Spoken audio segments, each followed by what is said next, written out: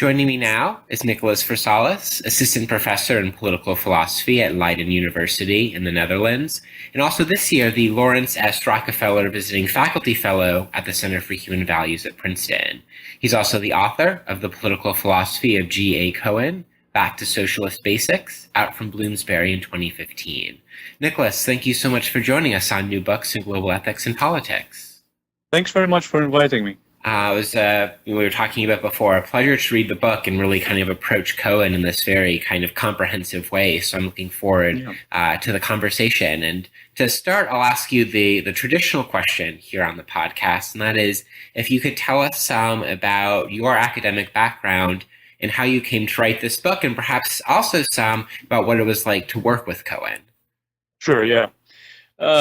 I studied economics as an undergrad, and then I decided at some point I wanted to shift to philosophy. I was interested in Marxism, and so I went to Oxford to study with Cohen, who had published a very influential text in 1978 on Marxist theory of history. And that's where I encountered the rich world of moral and political philosophy. And this brought me to where I am now, which is working on things in this conceptual vicinity. So Marxism, theories of exploitation, theories of power, theories of inequality, and so on. And so eventually, while I was a graduate student, I worked with Cohen, with Jerry, as most people who knew him called him. You know, there were two Cohens. There was the G.A. Cohen, who was the formidable and very, very tough analytic philosopher that everyone met in the seminar room. And then there was Jerry Cohen, who was the person who was outside the seminar room, who was a very funny, very approachable, very humane human being. So anyway, I worked with Jerry, and when Jerry passed in 2009, I experienced it as a sort of existential necessity that I would put together something that combines the analytical approach to philosophy that Jerry taught me with an attempt to bring together and unite all the disparate strands of Cohen's philosophy into one unified narrative. Sure. Now, why for you then was it important to, as you said, have approach kind of the unity of Cohen's thought? I mean, what about that particular project was so important for you? Yeah, part of the reason, of course, is psychological for me. I wanted to, as it were,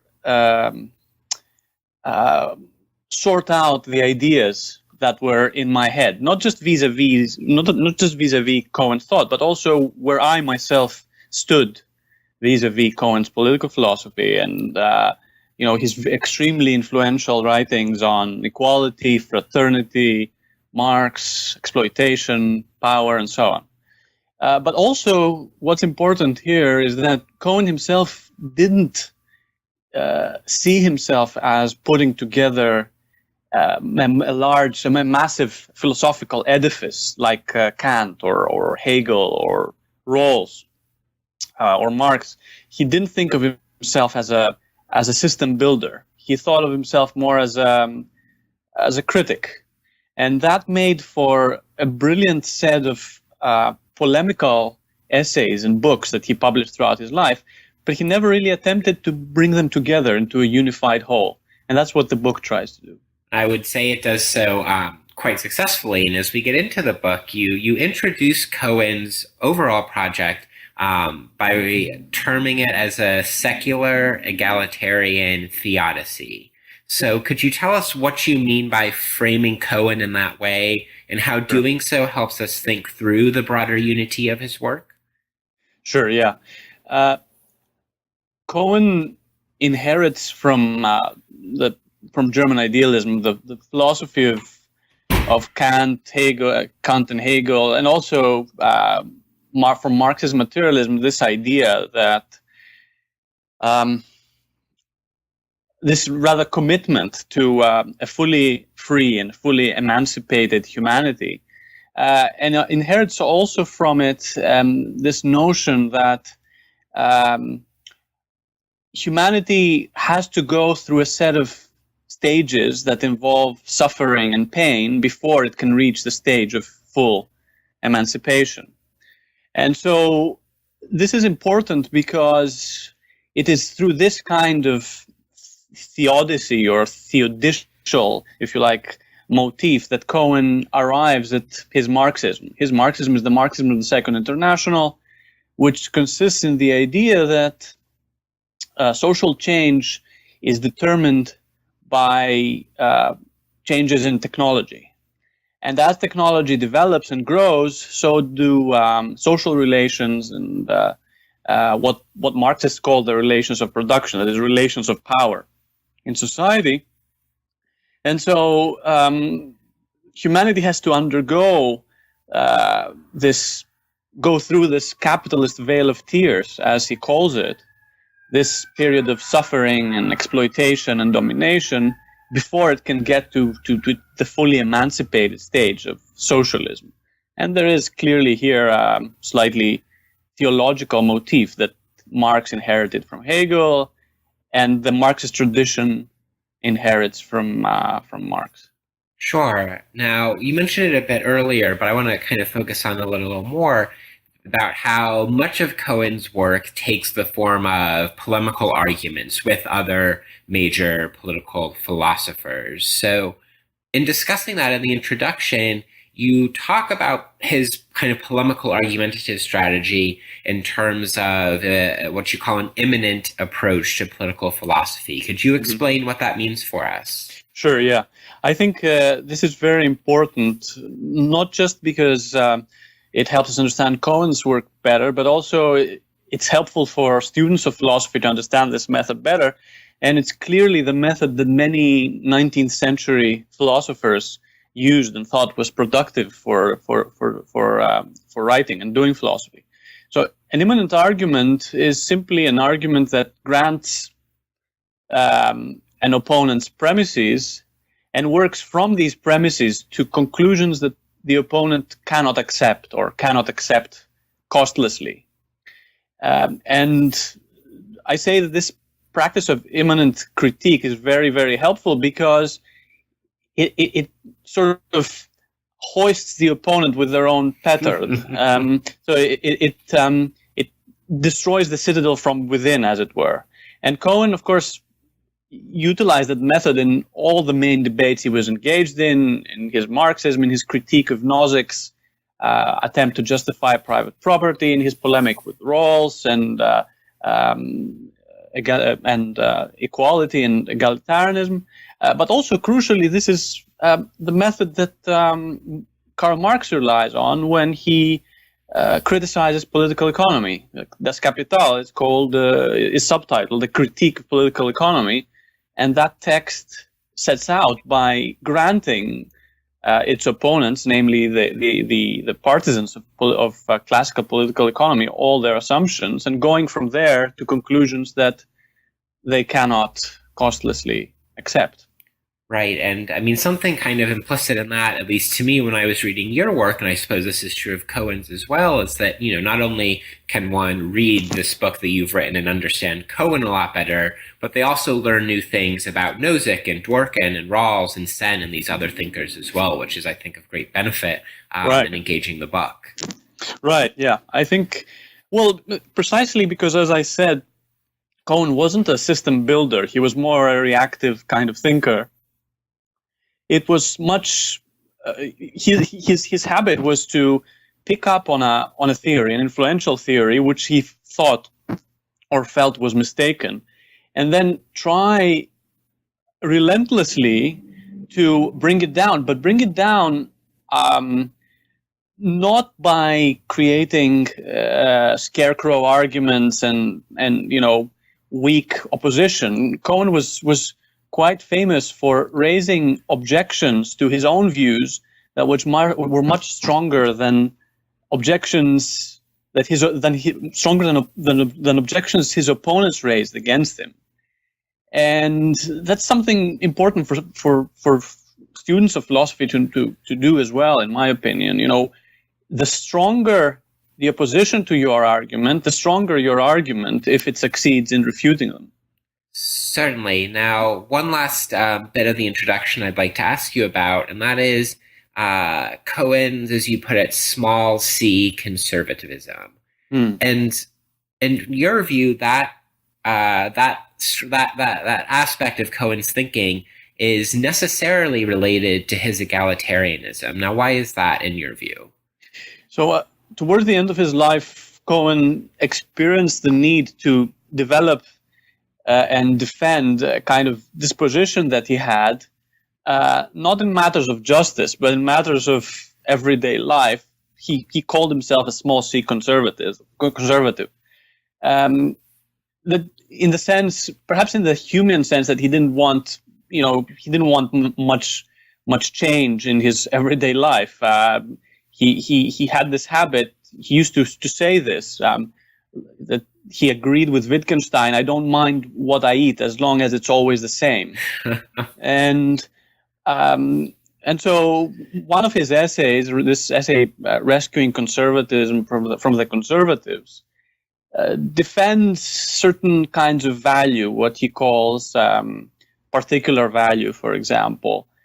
And my interpretation of Cohen's defense of conservatism, which has been recently published in a wonderful volume edited by Michael Otsuka, is that he experienced this need to defend conservatism, small c conservatism, this non-political conservatism, as a kind of compensating differential for his radicalism. That is, if you have a very demanding theory of equality, if you think, as Cohen thought, that no differences in people's circumstances, that there's no differences in social class, in social background, in education, or even in talents and what's sometimes called personal resources, your IQ or your congenital capacities. If you think that none of these are the proper basis for an equality, and you think that any and all the differences of this form are proper grounds for compensation, then it's very likely that you want to experience. It will be very difficult for you to lead your life without constantly nagging yourself about, this is unjust, this is unfair, this should be redistributed, this should be compensated, blah, blah, blah. And so, naturally, he came to the view that at least some areas of my everyday life should be somehow protected from the exigencies of justice. Right. Now, let's perhaps move into kind of the bulk of the book itself. And I would just mark for the listeners that the way you've organized the book is to, in each chapter, kind of engage a major topic or major area of Cohen's thought, and then kind of really engage in kind of this exegesis of his work, especially as it plays out in various polemics. So I'll try to mark that as we make our way through the conversation. And in the first chapter, you're engaging Cohen's historical materialism. And so there's something interesting about Cohen's materialism that you're kind of, I think, picking up on in a very expressively, intelligent way. And that is that it's a kind of old-fashioned materialism. So maybe if I could ask you both why Cohen's technological materialism is old-fashioned, but also why that's the kind of theory that he develops. Yes. So technological materialism, as I said, is the old-fashioned. It's old-fashioned in the sense that it's the view of it's the Marxism of the Second International. The Second International, in case listeners need some refreshing of their historical memory in this matter, the Second International was the biggest federation of socialist parties in Europe at the end of the 19th century and the beginning of the 20th. The biggest figures of European social democracy were members of the Second International: Kautsky, Bernstein, Marin, Bebel, all these people who were either sat at Marx's feet or Engels's feet, were defended this form of materialism. So in that sense, it's old-fashioned. And what that materialism maintains is that there's a tripartite distinction that ought to be drawn if we want to explain what explains what in historical development. And this tripartite distinction is the one between productive forces, roughly technology, relations of production, roughly relations of power in society, and superstructure, roughly the state and the law. And the explanatory claim that these people affirmed was that the productive forces explain the relations of production, and then the relations of production explain the superstructure. This is the characteristic mark of the Marxism of the Second International, and this is the Marxism that Cohen defends. But of course, Cohen adds a couple of things to this. First of all, his 1978 book, Karl Marx's Theory of History and Defense, is the first attempt ever by an analytical philosopher to defend the Marxism of the Second International rigorously and give it a rigorous formulation. And secondly, he enlists a number of techniques from biology and scientific, a number of methods used in mainstream science. He enlists them for the purposes of providing Marxism, as he puts it, with micro foundations. Right. Now, we could, I imagine, have a whole hour-long conversation just about his materialism and the way you reconstruct it in the book. Right. But perhaps kind of pick out one particular aspect of it. One of the moves that Cohen makes is the claim that productive forces have an autonomous tendency to develop throughout history. Could you perhaps kind of explicate that claim from Cohen as you understand it? Yeah. So this is a fundamental premise in the argument for the explanatory primacy of the productive forces over the relations of production, that is, of technology over power relations. And this premise, Cohen calls it the development thesis. And the development thesis, which, as you put it, maintains that the productive forces develop autonomously, rather, they have an autonomous tendency to develop, follows from certain claims about, according to Cohen, human rationality. So the idea is that if people find themselves in a situation of scarcity, and if in this situation they can improve their own lot by improving their tools or by improving their know-how so that they can extract a bigger surplus from the land, for example, they will tend to do so. And Cohen further claims that not only is this a priori claim true about all rational beings whenever and wherever situated, but also it is borne out by the historical data. He thinks that there is plenty of empirical evidence to show that the productive forces have developed throughout history, and this is what explains relations of power rather than vice versa. Of course, these are all controversial claims, some of which have been explicitly and extensively discussed and rebutted by other philosophers and also by historians. Right. As we move on to chapter 2, where you engage the concept of freedom in Cohen's work, why is it that, as you claim in the chapter, Cohen's theory of freedom helps kind of bridge Cohen's Marxism with his normative political philosophy? Yeah, that's a great question. So one of the main axiological, let's say, or evaluative aspects of Cohen's Marxism is to understand, and of course this is prevalent not only in Cohen's work, of course this is also Hegel and Marx, is to understand what freedom is and how freedom develops throughout history. So in a number of his early Marxist works, writings, Cohen explicitly mentions freedom as a basic motivation for his trying to defend historical materialism. It's an attempt to unearth the historical presuppositions of the culmination of human freedom that is supposed to arrive when socialism overcomes capitalism.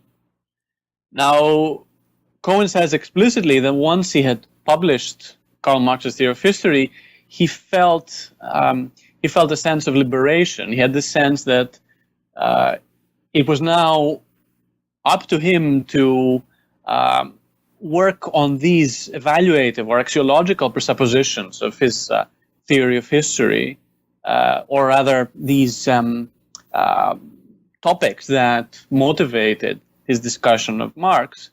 And this is what he proceeds to do in response to numerous objections raised against his reconstruction of Marx after 1978. So between 78 and I'd say 1993, 1994, Cohen spends most of his time thinking about freedom, how this connects with Marxism, and how it also connects with other debates in contemporary political philosophy, including debates that claim against Marxism that private property is justified.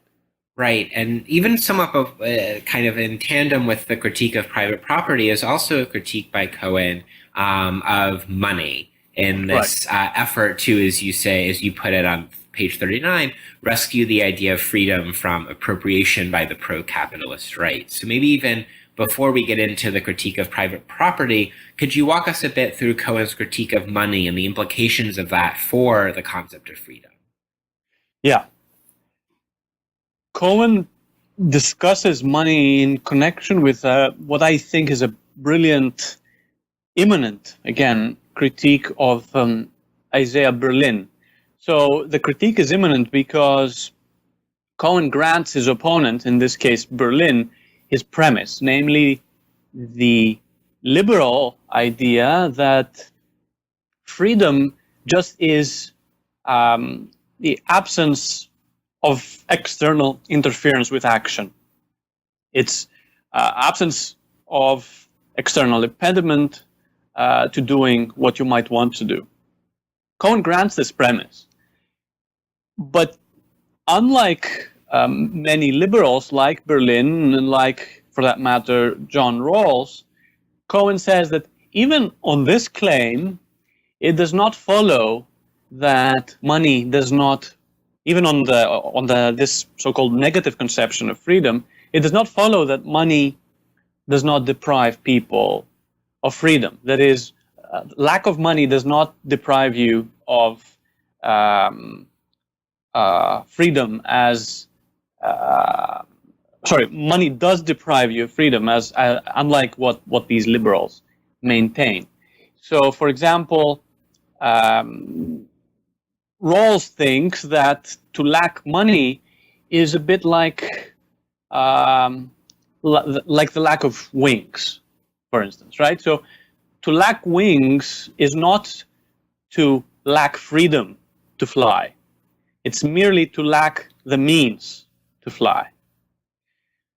By the same token, Rawls and some of his moods, Berlin, claim that to lack money is not to lack freedom to buy stuff. It's merely lack of means. And so what Cohen does in this context is question this inference. He points out that when you go out into some store to buy a sweater, if you lack money and you just try to remove the item of consumption from the shelf, you will normally be subject to interference by the store owner or by their the police or by some private security agency and so on. So to lack money is to lack freedom, even on the liberal conception of freedom, says Cohen. And this has important implications for how we should see and approach poverty, even if we stick to a very narrow and traditional, let's say, account of freedom. Certainly, and that's a particularly kind of vivid example of Cohen's method of immanent critique and the power of that kind of argument. And there's another argument that you're going over in this chapter, and that is Cohen's argument with Nozick.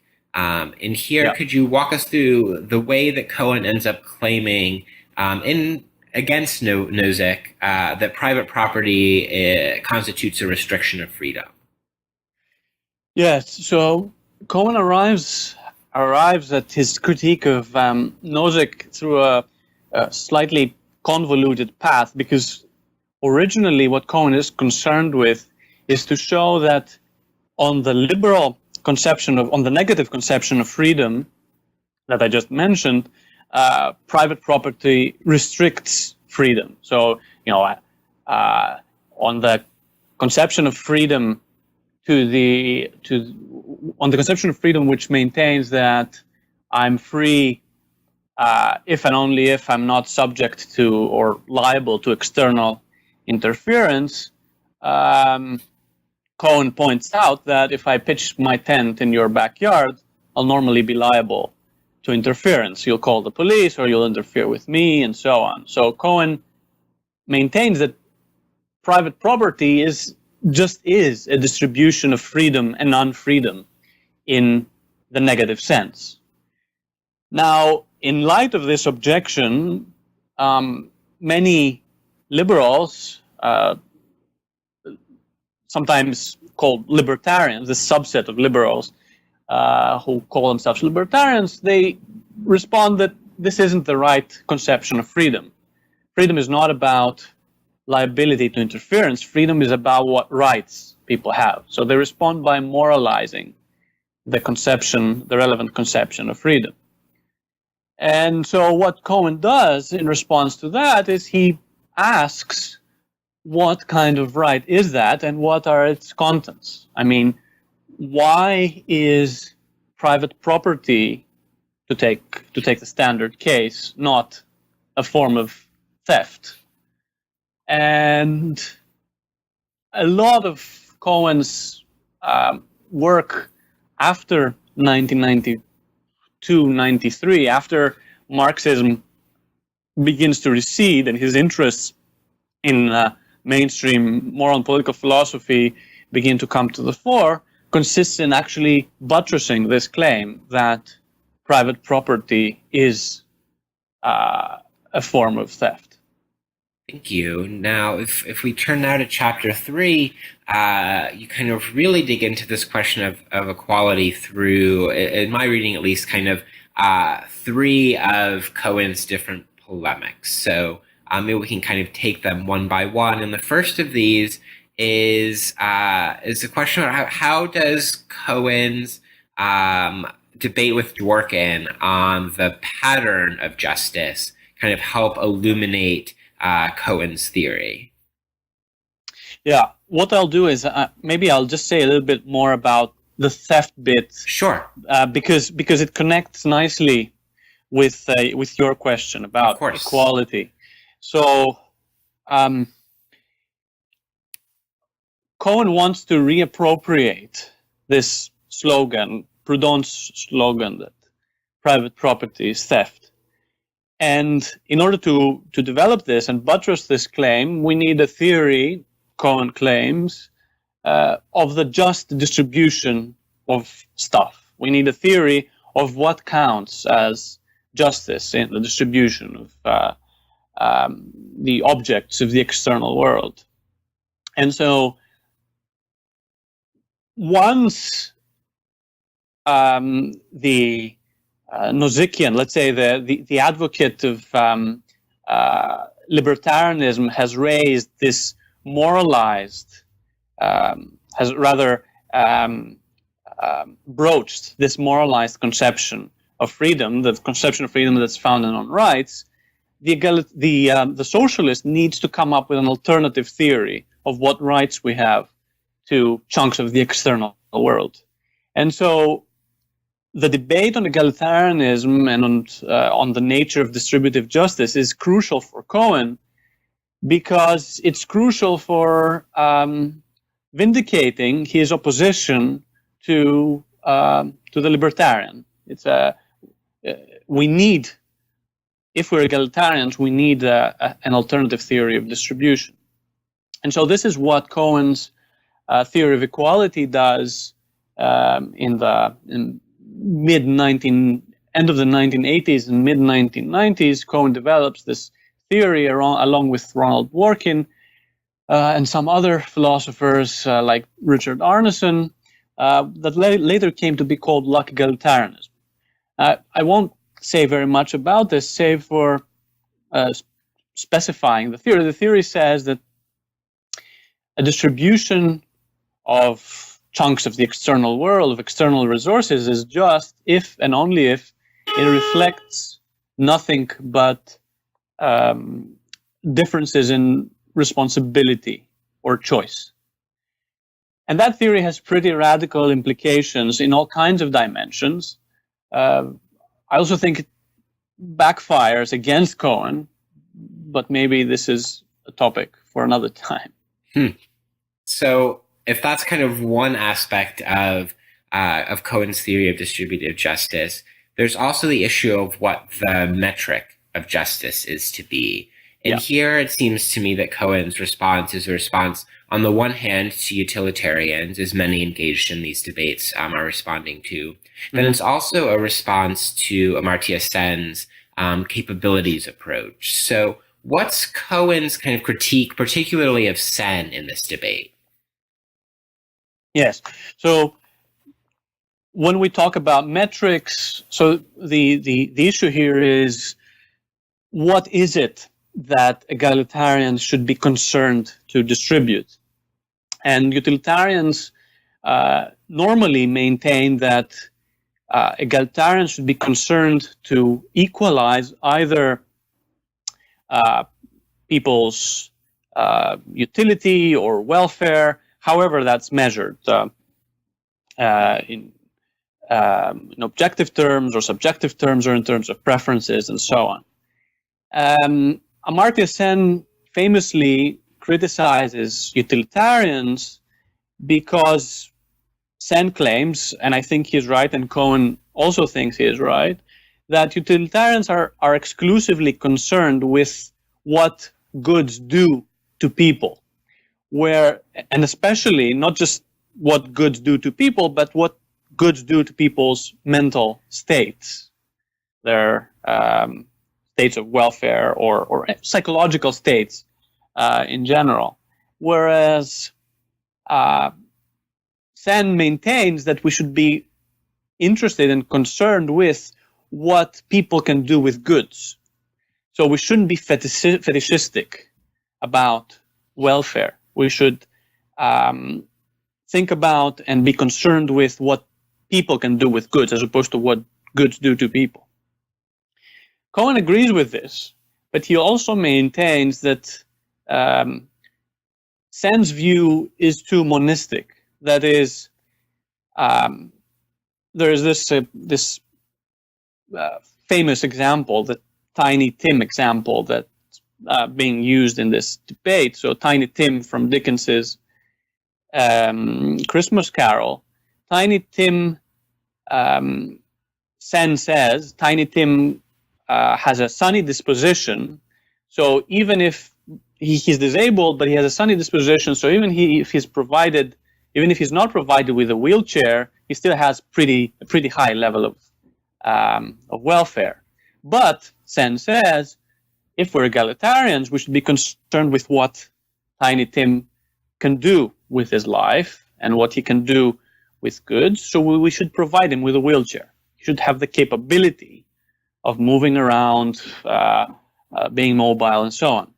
Cohen agrees with this, but he thinks that it matters, and it matters in addition to what Sen says, that Tiny Tim not only be able to move around, but also to being around to move painlessly.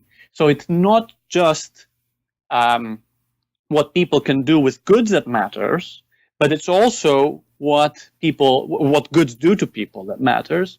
And we should try to incorporate both the welfarist and the capabilitarian dimension of concern in one metric, which Cohen calls advantage. Thank you. Very helpful kind of elucidation of that. And now there's kind of a third dimension of a theory of distributive justice, and that is what the site of justice is to be.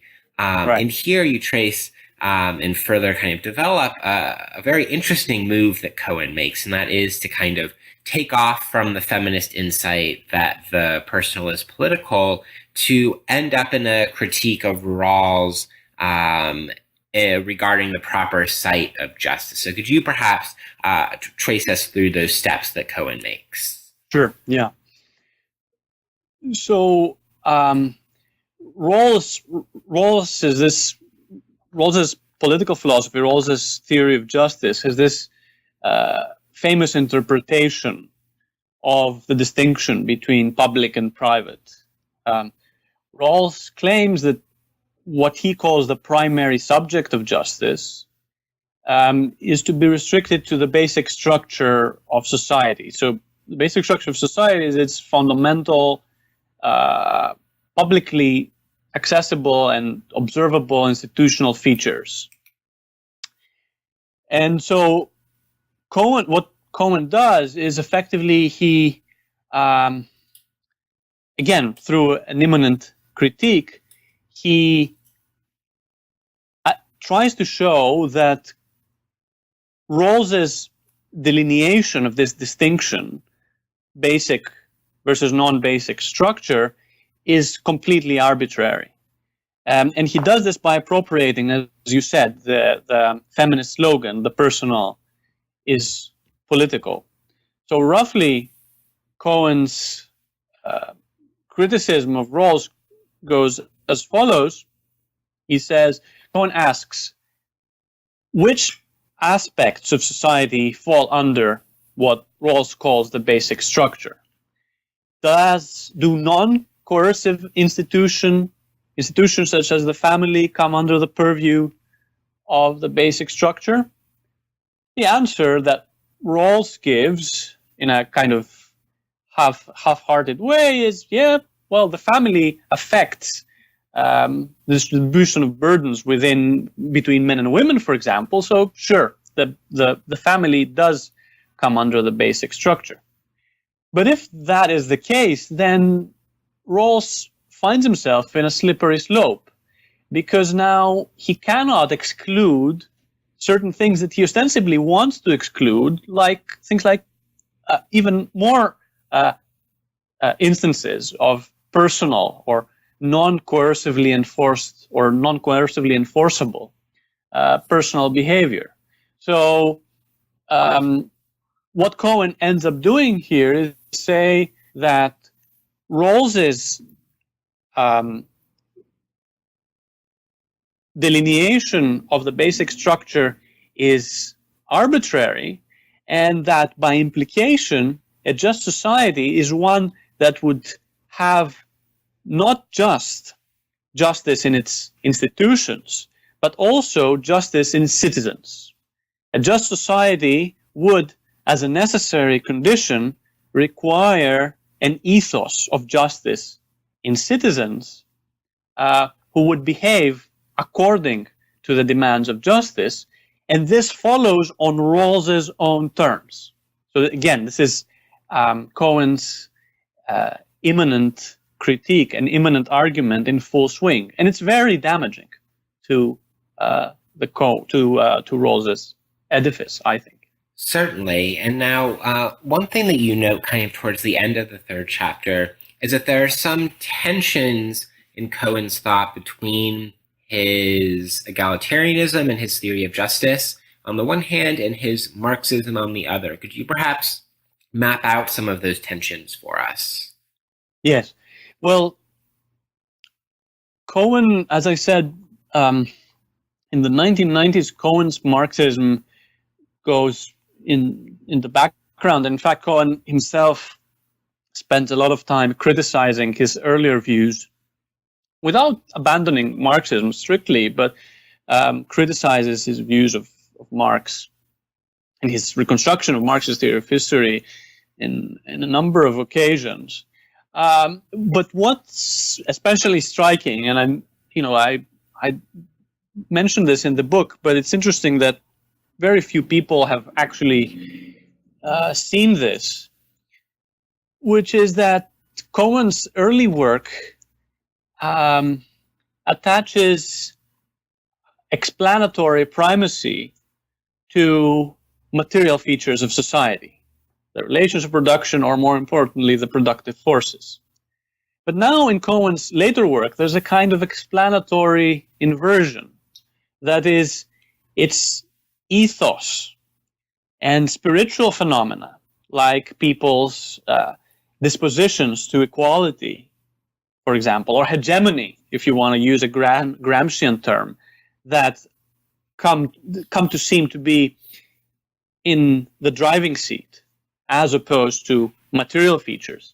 And this kind of tension in his early work, the focus on the explanatory primacy of the material, as opposed to in his later work, the explanatory primacy, or what seems to be the explanatory primacy of the spiritual, this tension is never really resolved in Cohen's work or by Cohen, partly because, as I said in the beginning, he wasn't concerned with building a unified structure. It was more ad hominem, the kinds of debates he was interested in.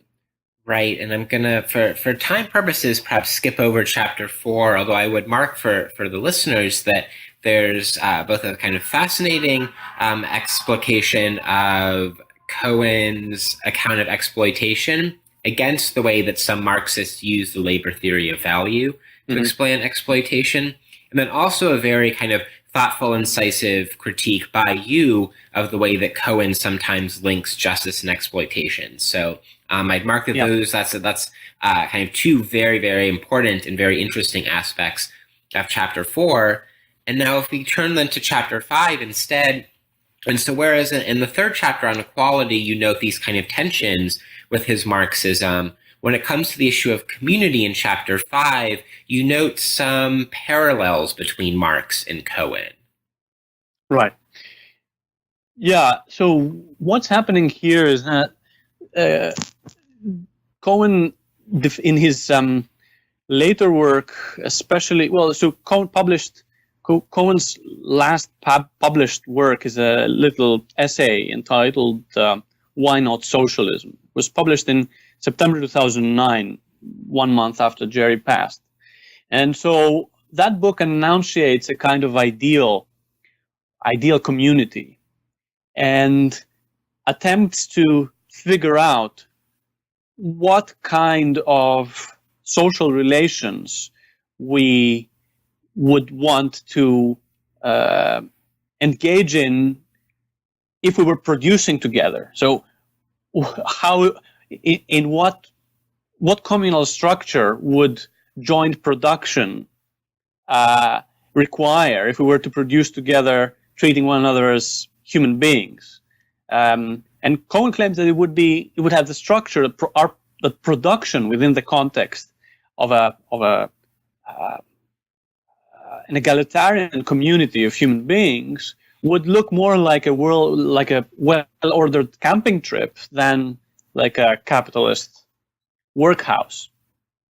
And so the notion of community that comes to the fore here is, as you point out, similar to a lot of things that Marx says in Capital, but also in his early writings, especially the texts, the Paris manuscripts, and the comments on James Mill.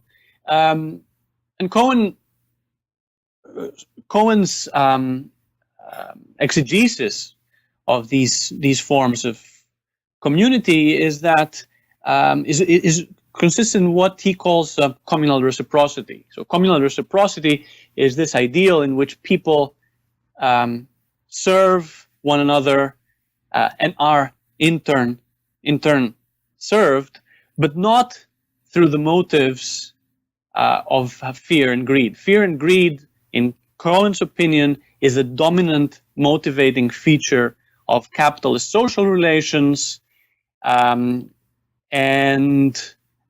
it is an abhorrent feature of our motivational landscape, as it were, and a truly communal society, a society that valued egalitarianism within the context of community, a form of flourishing in community with others, would get rid of fear and greed. And in order to do that, it would have to get rid of at least some forms of market relations. Right, and so if that's kind of one track that the argument in Chapter 5 is running on, another is kind of re-engaging the debate between Cohen and Rawls. And it seems to me that there are perhaps also some resonances between the way Cohen critiques Rawls on the question of the site of justice and the development of this notion of the need for some sort of ethos or orientation to justice. And then his critique of Rawls when it comes to issues of community or fraternity. Right, yeah. So you're right that there's at least two strands in Cohen's account of community. One is what I just explained, the account of communal reciprocity. And another is, again, this immanent critique of Rawls, not this time on Rawls's delineation of the basic structure, but rather on Rawls's explicit claims to the effect that his theory of justice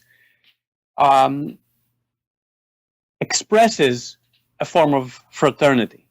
And what Cohen does here is effectively he keeps pulling Rawls to the left. So he keeps nagging Rawls to explicate and further develop his account of equality. And Cohen very clearly and, in my opinion, brilliantly brings out a kind of ambiguity in Rawls's theory of equality. So Cohen tries to show that certain forms of equality that Rawlsian liberalism tends to tolerate, such as, for example, the inequalities that are due to differences in talent, cannot be sustained by Rawls's own lights. So the talented person who asks for a higher rate of return in the market without being willing to increase his contribution for the benefit of the less well-off is relevantly, thinks Cohen, like the kidnapper who says to the parents of the child he has abducted that, children should be with their parents. Unless you pay me, I won't return your child, so you should pay me. Cohen maintains that this incentive structure is similar to the structure of markets in which talented people ask for very high rewards without accepting that they will pay a significant part in terms as taxes. And this follows by Rawls's own lights, by Rawls's own commitments. Right, and thank you for that. And the final chapter of the book is titled Socialism in the Market. And here there are a number of kind of interesting aspects at work. One is a critique of markets in general, but also Cohen's critique of market socialism. And then also you trace his argument for planning. But perhaps rather than asking you to kind of get into the nitty-gritty of each of those arguments, I was hoping you maybe would perhaps speculate as to kind of the importance of turning to Cohen's socialism or to Cohen more broadly in kind of current political and economic conditions as a way to kind of start to conclude the interview. Yes. Well, the last chapter of the book is the most speculative one because it tries to bring together different strands of Cohen's political thought together and see what comes out of them.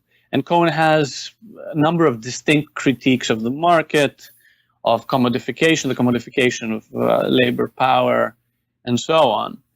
I think there's numerous strands that might be worth thinking about here, but perhaps the most important has to do with the connection between egalitarianism or equality and community in Cohen's later work, and especially this notion of communal reciprocity, that markets of necessity compel people to see one another either as sources of enrichment or as possible threats to their own well-being.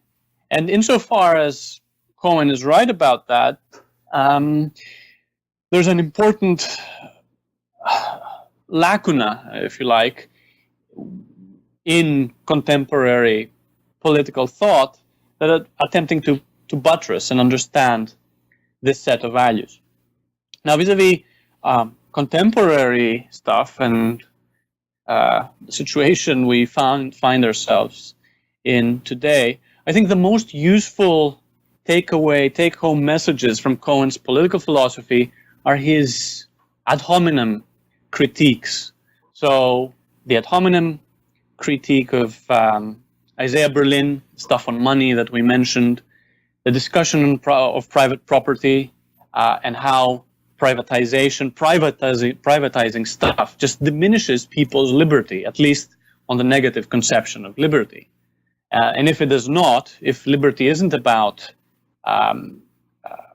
being liable to interference, but rather it's about what rights we have, then we need to be told more about what these rights are. And Cohen has, along with many egalitarians, a theory of what the just distribution of stuff is supposed to be.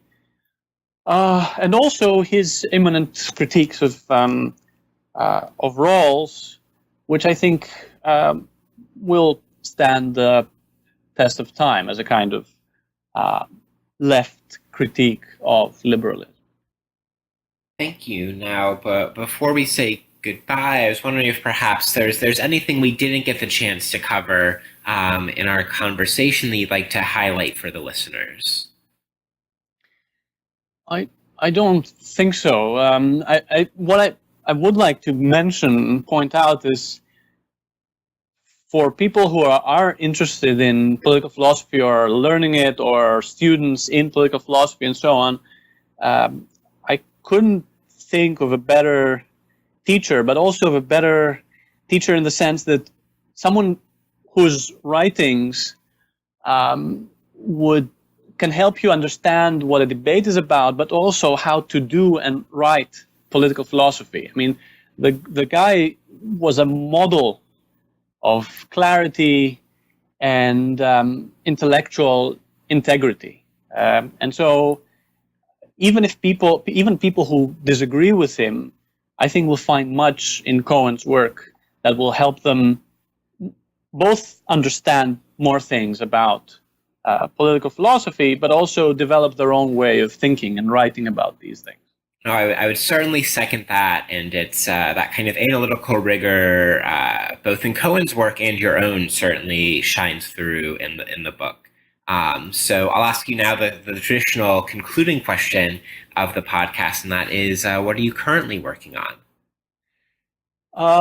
I'm during my time at Princeton, I'm writing a book. I'm here to write a book on exploitation. So I'm writing a book tentatively entitled How Exploiters Dominate. And it's about the connection between exploitation and power.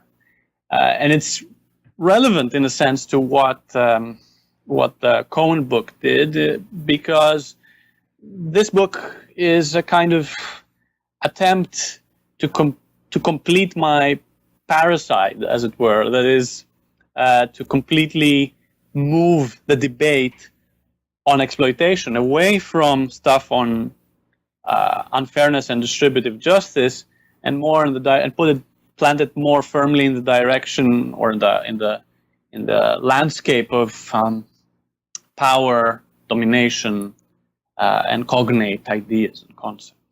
All right. Well, thank you for that. And Nicholas, thank you so much for joining us on